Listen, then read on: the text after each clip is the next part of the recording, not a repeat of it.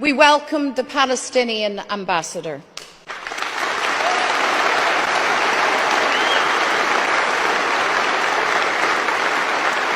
The Palestinian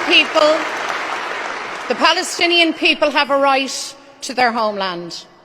Having endured generations of dispossession, occupation, oppression, apartheid, human rights violations that should shake humanity, tonight hell rains down on Gaza. Gaza, the graveyard of children. A child's life taken every 10 minutes.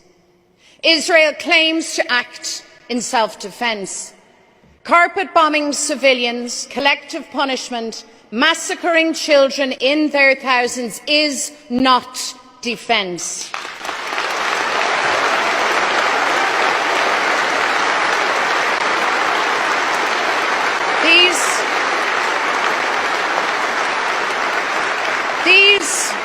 These are not justifiable responses to the horrific attack by Hamas on October the 7th.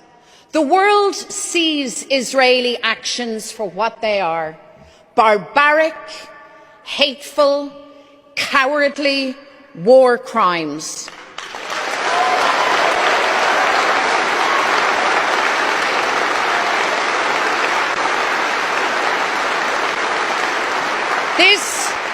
This is a moment of reckoning for world leaders, for the European Union, a test of commitment to human rights, peace, democracy. We ask, where is the protection of international law for every child killed in Gaza, for every Gazan mother holding the cold body of their dead child? Israel cannot be allowed to commit atrocities with impunity. The government says that Israel's actions cannot be without consequences. I agree.